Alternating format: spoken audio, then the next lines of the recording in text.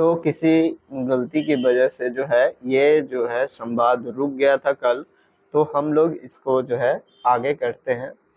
ओशो जी जो है एक कहानी के माध्यम से हम लोगों को ये बता रहे थे कि हम जो है कुछ अच्छे बातें आपको कह रहे हैं, परंतु वो हो सकता है कि आपको जो है बुरा लगे।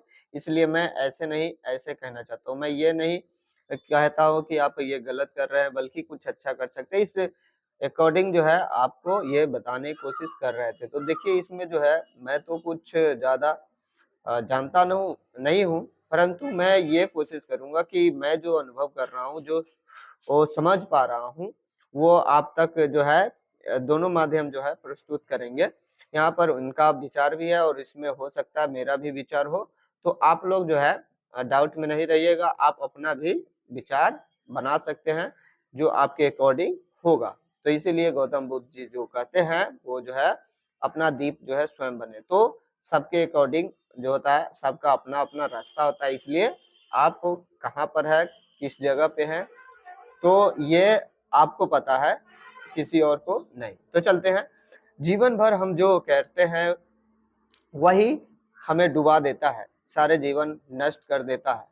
तो इनका ये कहने का मतलब ये नहीं है कि जीवन भर जो कीजिएगा वो आपको डुबा देगा। कहने का मतलब ये है कि जो हमें करना है उसको जानते नहीं हम लोग और करते चले जाते हैं।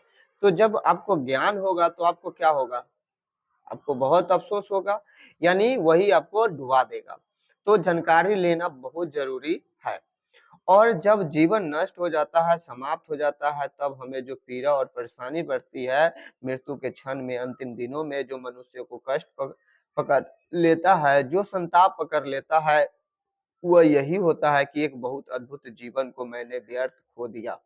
यानी कि हमें क्या करना चाहिए, नहीं करना चाहिए, ये अच्छे से जानकारी होना चाहिए। उसके बाद जो है जीने में जो मजा आता है, उसका कोई जो है और अंत नहीं है। कहने का अर्थ ये है। तो अब जीवन का जो है उनका जानकारी कैसे हो, है ना, इसके लिए आपको जो है ऐसे व्यक्तियों को जो है आपको फॉलो करना ही होगा और आपको स्वयं अपने रास्ते यानी अंदर की ओर जाने का प्रयास करना होगा। तो आपको स्वतः पता चलने लगेगा ये सारे मार्ग। तो आज की सुबह मैं सबसे पहले तो यह बात कहूं कि जिस प्यास के लिए मैंने रात को आपको कहा था, वह तभी पैदा होगी आप में जब आपको यह दिखाई पड़े और यह अनुभव हो कि जिस जीवन को आप जी रहे हैं वो एकदम गलत है। उस प्यास का जन्म तभी होगा जब आप समझे कि आप जिस जीवन को जी रहे हैं वो गलत है और सार्थक नहीं है। और क्या यह बहुत कठिन बात है, समझ लेना। क्या आप जो है सोचते हैं क्या आप जो है सोचते हैं जो आप इकट्ठा कर रहे हैं वो सच में संपत्ति है? क्या आप सोचते हैं कि जो आप इकट्ठा कर रहे हैं उससे आपको जीवन उपलब्ध होगा? क्या आप सोचते हैं कि जो श्रम आप कर रहे हैं, जिन दिशाओं में, उन दिशाओं में आप रेत पर और पानी पर महल खड़े कर रहे हैं या किसी चट्टान पर नींव रख रहे हैं, इसे थोड़ा विचारना, इस पर थोड़ा मनन करना जरूरी है। कहने का अर्थ इनका ये है कि आप जो कर रहे हैं, मतलब आपका जो करने का जो माध्यम है, जो भी आप कर रहे हैं वो किस पे बना रहे हैं घर? पानी पे तो नहीं बना रहे, रेत पे तो नहीं बना रहे। कहने का अर्थ इनका ये है कि जो आप काम कर रहे हैं वो आप अपने लिए कर रहे हैं कि अहंकार के लिए कर रहे हैं, कि लोभ के लिए कर रहे हैं, कि माया के लिए कर रहे हैं, कि किसके लिए कर रहे हैं? आप अगर स्वयं अपने लिए कर रहे हैं तो कुछ भी कर रहे हैं तो आप सही कर रहे हैं, परंतु आप अपने लिए नहीं कर रहे हैं, किसी अहंकार वश कर रहे हैं, किसी क्रोध वश कर रहे हैं, किसी लोभ, किसी माया से जो है प्रभावित होकर के ये कर रहे हैं और उसको आप नहीं जान पा रहे हैं। तो आप जो है आपको ये विचारना पड़ेगा कि आप क्या कर रहे हैं। तो ये विचार कीजिएगा तो आपको स्वतः पता चल जाएगा कि आपको क्या करना है, हम किसके लिए काम करें, अपना लिए या ये क्रोध, लोभ, मोह, माया, तृष्णा के लिए। तो ये इनका कहने का अर्थ है। जो लोग भी थोड़ा सा चिंतन और मनन करेंगे, जीवन के संबंध में उनकी प्यास जगनी शुरू हो जाएगी। सत्य की प्यास चिंतन और मनन से पैदा होती है। ठीक है, हम में से बहुत कम लोग जीवन के संबंध में सोचते हैं। बहुत कम लोग, अधिक लोग इस तरह जीते हैं जैसे कोई लकड़ी के टुकड़े को नदी में बहा दे और वो बहा चला जाए और लहरें उसे जहां ले जाए वहां चला जाए, किनारे पर ले जाए तो किनारे पर चला जाए, ठीक है, और मझधार में ले जाए तो मझधार में चला जाए, जिसका अपना कोई जीवन नहीं होता है। एक लकड़ी के टुकड़े की तरह हम में से अधिक लोग जीते हैं। समय और परिस्थितियां जहां ले जाती है हम वहीं चले जाते हैं। जैसे आप जो है कहीं किसी पर कोई कार्य करने जा रहे हैं, परंतु आपको किसी ने गुस्सा दिला दिया और आप काम जो है जो कर रहे थे उसमें बाधा हो गया, आप दूसरे काम करने लगे। आप कहीं पर किसी, जैसे कि बहुत से स्टूडेंट या बहुत से लोग अपने अच्छे कर्मों में लगे होते हैं, परंतु किसी कारण में किसी से फंस जाते, उलझ जाते हैं और वो अहंकार बस, क्रोध बस, लोभ बस, ये किसी भी कारण से तो उनका जो है रास्ता जो है चेंज हो जाता है। यानी कहने का मतलब, जैसे वो उसका बार आता है उसी और हम लोग बहने लगते हैं। हम अपने अकॉर्डिंग नहीं काम करते हैं। इन्हीं का कहना है कि नदी में जो है वो सूखी लकड़ी की तरह नहीं बनिए, जो जहां बहा ले जाएगा वो जाएगा। तो आप जो है इनको, इनमें जो है 2 केंद्र बनाए हैं, एक परिधि, एक केंद्र है, ठीक है ना? स्तर बनाए हुए हैं, तो इसको भी समझना है, क्योंकि हमको परिधि को कहाँ रखना है और केंद्र को कहाँ रखना है, किस पे बात ये चल रहा है। तो ये बात जो चल रहा है वो केंद्र और परिधि की बात चल रहा है। तो आपके अंदर में जो मतलब तत्व हैं, उनको आपको जो है केंद्र समझना है, तो केंद्र को इधर-उधर नहीं बहने देना है। केंद्र को जहाँ लगाइएगा आप वहीं पर लगाना है। शरीर अगर कोई कार्य है तो आप करना चाहते हैं तो कीजिए, कोई दिक्कत नहीं है। परंतु केंद्र को जो है बीच में स्थिर रखिए और उसको इधर-उधर नहीं भटकने दीजिए। जीवन पर मनन और चिंतन इस बात की सूचना बनेगा कि क्या आपको एक लकड़ी के टुकड़े की तरह होना है जो नदी में बहे? क्या आपको एक सूखे हुए पत्ते की तरह होना है जिसे हवा जहाँ ले जाए वहाँ चला जाए? या आपको एक व्यक्ति बनना है, एक इंडिविजुअल, एक व्यक्ति और एक सचेतन व्यक्ति जिसकी अपनी जीवन की दिशा हो? बात समझ गए? अपनी दिशा हो। ऐसा नहीं है कि अगर आपको किसी कारणवश मजबूरी है तो आप उसको एकदम शांत भाव से अंदर में जो है, ये जो है भावना जो होती है वो धीरे-धीरे आता है। ऐसा नहीं है कि आप यहाँ पर सुनेंगे और हाँ, आ जाएगा, परंतु वो पल जो है 2 पल के लिए रहेगा, फिर से आप जो है भटक जाइएगा। तो उसको सँभालने के लिए आपको निरंतर प्रयास करना होगा, ठीक है? जिनसे तय किया गया कि कहाँ जाना और कहाँ पहुँचना है, और जिसने तय किया कि क्या बनना और क्या होना है, जिसने अपने जीवन को अपने हाथ में लिया है और उसके निर्माण को अपने हाथ में लिया है, ठीक है? तो मनुष्य की सबसे बड़ी कृति मनुष्य जो है स्वयं है, और मनुष्य का सबसे बड़ा सृजन स्वयं का निर्माण है। अगर मनुष्य अपने आप को निर्माण कर ले, यानी मनुष्य जो है, कहने का इनका ये अर्थ है कि मनुष्य, ये जो शरीर है एक माध्यम है जिसके माध्यम से हम कहीं भी जा सकते हैं, यानी कि भगवान भी बन सकते हैं, शैतान भी बन सकते हैं। तो कहने का इनका यही अर्थ है कि अगर इस शरीर को अच्छा बना लेते हैं, सृजन कर लेते हैं, तो आप जो है बहुत बड़े अच्छे काम कर रहे हैं। अन्यथा आप इसको बिगाड़ भी सकते हैं, और आप कुछ भी बनाए, वो बनाना किसी काम का नहीं है जब तक क्या कि आप अपने स्वयं को ना बना लें। वो सब पानी पर खींची गई लकीरें की तरह एक दिन मिट जाएगी, जो अपने भीतर निर्मित करेंगे, और जो आप अपने भीतर निर्मित करेंगे, अपने को बनाएंगे, तो आप एक चट्टान पर, एक लोहे की चट्टान पर कुछ लिख रहे हैं जिसके जिसके कि फिर निशान कभी मिटते नहीं है, जो कि अमिट रूप से आपके साथ होगा। तो अपने जीवन के बाबत यह विचार करें, आप एक लकड़ी के टुकड़े तो नहीं जो नदी में बाहर बह रहा है, आप दरख्त से पतझड़ में गिर गए एक पत्ते तो नहीं जो हवाओं में उड़ रहा है। और आप विचार करेंगे तो आपको दिखाई पड़ेगा आप एक लकड़ी के टुकड़े है, और आपको दिखाई पड़ेगा पतझड़ में गिर गए एक पत्ते जिसे हवा कहीं भी उड़ा रही है।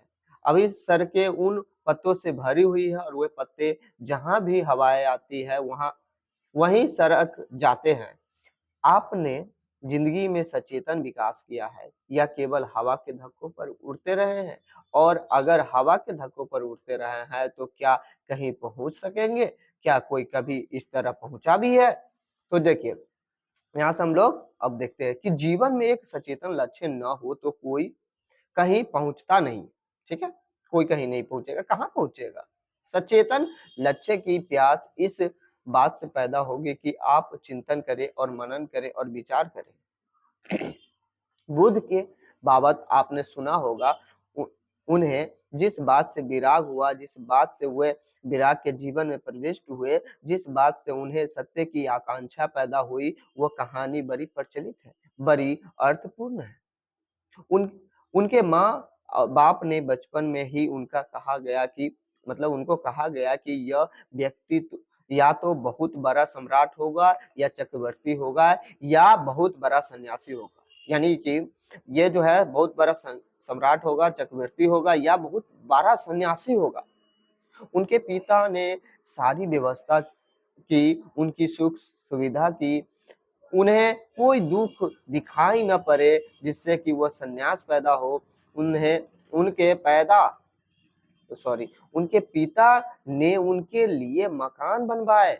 उस समय की सारी कला और कौशल सहित उन्होंने सारी व्यवस्था की, बगीचों की, हर हर जो है मौसम के लिए अलग भवन बनवाया और आज्ञा दी परिचारकों को कि एक कुम्हलाया हुआ फूल भी गौतम को दिखाई ना पड़े, सिद्धार्थ को दिखाई ना पड़े। उसे यह ख्याल ना आ जाए कि कहीं फूल मुरझा जाता है, कहीं मैं तो नहीं मुरझा जाऊंगा।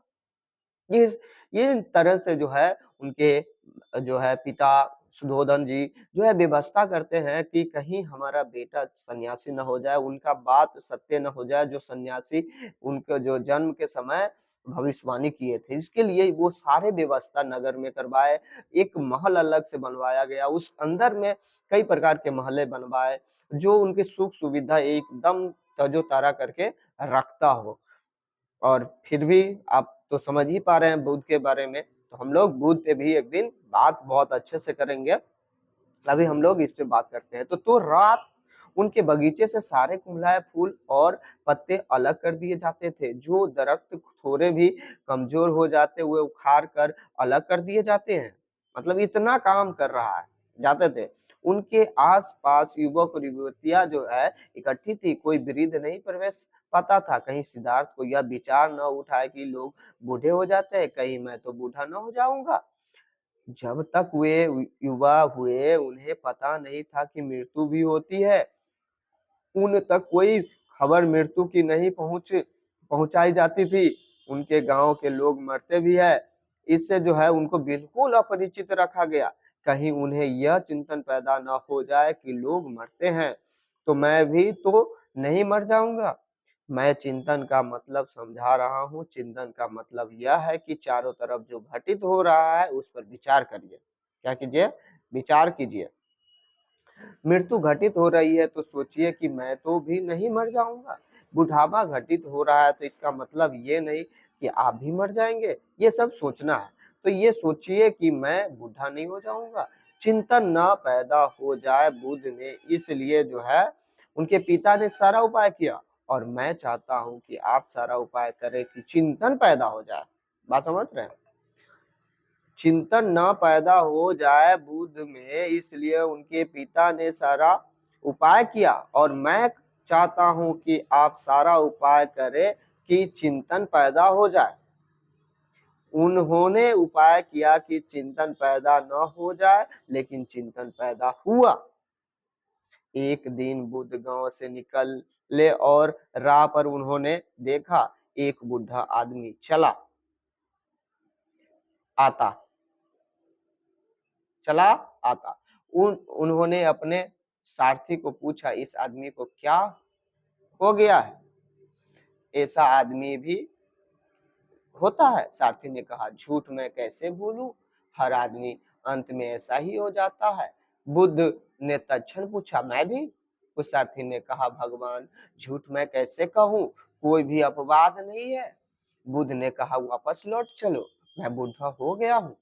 बुद्ध ने कहा, वापस लौट चलो, मैं बूढ़ा हो गया हूँ। अगर कल हो ही जाना है तो बात समाप्त हो गई। इसको मैं चिंतन कहता हूँ। लेकिन सारथी ने कहा, हम एक युवक महोत्सव में जा रहे हैं, सारे गांव के लोग प्रतीक्षा करेंगे, इसलिए चले। बुद्ध ने कहा, अब चलने में कोई रस न रहा। युवक महोत्सव व्यर्थ है, क्योंकि बुढ़ापा आता है। लेकिन वो गए और आगे बढ़े और उन्होंने देखा, एक अर्थी लिए जाते लोग कोई मर गया। बुद्ध ने पूछा, यह क्या हुआ? ये लोग क्या करते हैं? ये कंधों पर किस चीज को लिए हैं? सारथी ने कहा, कैसे कहूँ, आज्ञा नहीं, लेकिन असत्य न बोल सकूंगा। यह आदमी मर गया, एक आदमी मर गया है, उसे लोग लिए जाते हैं। बुद्ध ने पूछा, मरना क्या है? और उन्हें पहली दफा पता चला, एक दिन जीवन की सरिता सूख जाती है और आदमी मर जाता है। बुद्ध ने कहा, अब बिल्कुल वापस लौट चलो, मैं मर गया, यह आदमी नहीं मरा, मैं मर गया। इसको मैं चिंतन कहता हूँ। वो आदमी चिंतन और मनन में समर्थ हुआ, जिसने जिसने दूसरे पर जो घटा उससे समझा और जाना कि वह उस पर भी घटेगा, यानी घटित होगा। वे लोग अंधे हैं जो चारों तरफ जो घटित हो रहा है उसे नहीं देख रहे हैं, और इस अर्थ में हम सब अंधे हैं। और इसलिए मैंने वह कहानी कही, अंधे आदमी की जो सांप को हाथ में लिए चलता है। इसका पीछे जो है बहुत बड़ा रहस्य है, जिसके कारण हम लोगों को ये नहीं पता चलता है कि आगे जो घटित हो रहा है उसको जो है उससे हमको सोचना चाहिए। वैसे विचार जो है बचपन से ही माँ बाप समाज जो है ये सब बंद करके रख दिया गया है कि देखो ये ऐसे ऐसे होता है, ये मरना होता है, बस ये लंबा मतलब प्रक्रिया है ऐसे करके, और आपके अंदर में भी वैसा ही रहता है कि इससे दूर भागे। तो इसलिए कोई मरे कोई जिए तो उस जगह जो है बच्चे को नहीं ले जाते हैं, उससे दूर रखते हैं। इस तरह से जो व्यवस्था किया जाता है ताकि आप वैसे चीजों मनन करने वाले चीजों से दूर रह पाए। बात समझ रहे? ये चक्रव्यूह है दिमाग का ही समझिए, जो कि सारे सृष्टि में व्याप्त है, और जिसके कारण जो है ये मनन पैदा जो है किन्हीं किन्हीं लोगों में हो पाता है जो सही में सोचते हैं। तो चलिए, तो ये मनन जो है पैदा आपको करनी है, इनका कहना ये है। पूरी पूरी स्पष्ट बात है, ठीक है। अब हम लोग आगे बढ़ते हैं। अगला है, इसलिए आपके लिए पहली जो बहुत महत्वपूर्ण बात है वह यह है कि आंख खोल करके चारों तरफ देखिए क्या घटित हो रहा है, उस घटित होने से चिंतन पैदा होगा, मनन पैदा होगा, और वह मनन प्यास देगा और किसी विराट सत्य को जानने की। यह पीड़ा को बहुत मैंने अनुभव किया। वह पीड़ा गई और उसके जाने में जिन सीढ़ियों को मुझे दिखाई पड़ना शुरू हुआ, उन सीढ़ियों में पहली सीढ़ी की आज मैं चर्चा करूंगा। ऐसी ऐसा मुझे दिखाई पड़ता है कि परम जीवन या परमात्मा या आत्मा या सत्य को पाने के लिए दो बातें जरूरी है। एक बात तो जरूरी है कि परिधि की जरूरत है, समझे, साधना की परिधि। और एक बात जरूरी है, इसको हम कहेंगे साधना का केंद्र। साधना की परिधि और साधना का केंद्र, यह साधना का शरीर और साधना की आत्मा है। साधना की परिधि पर आज मैं चर्चा करूंगा और कल साधना की आत्मा पर या साधना के केंद्र पर, ठीक है। साधना के केंद्र पर आज मैं चर्चा करूंगा और कल साधना के केंद्र पर, और परसों जो है साधना के परिणाम पर। ये 3 दिन बातें होगी, साधना की परिधि, साधना का केंद्र और साधना का परिणाम। या यूं कह सकते हैं कि साधना की भूमिका, साधना और साधना की सिद्धि। साधना की भूमिका या साधना की परिधि में आपको आपकी जो परिधि है वही संबंधित होती है आपके व्यक्तित्व की परिधि, आपका शरीर। साधना की परिधि भी आपका शरीर है। साधना का बिल्कुल प्रारंभिक चरण आपके शरीर पर रखना होता है। तो इन बातों को हम लोग अगले जो है अध्याय में देखेंगे। मतलब अध्याय हमारा नहीं, मतलब इनका नहीं हमारा, यानी अगले वीडियो में सुनेंगे आप लोग कि किस तरह को जो है शरीर को शुद्धि करना है, उसके बाद जो है मतलब स्टेप बाय स्टेप, ठीक है ना। आप ये एक तरह से समझिए कि क्लास है और एचडब्ल्यू है, जिसमें आपको जो कहा जाए सिर्फ सुन लेने से कुछ नहीं होगा। इनको जो है प्रैक्टिकल जीवन में जो है वो उसको प्रैक्टिस करना होता है। उसके पश्चात जो है जो भावनाएँ उत्पन्न होगी, जो अंतस में जो उत्पन्न होगी, उससे आप जो है अनुभवकृत होंगे, तब आपको एहसास होगा कि ऐसा होता है। ठीक है ना? तो हम लोग मिलते हैं फिर।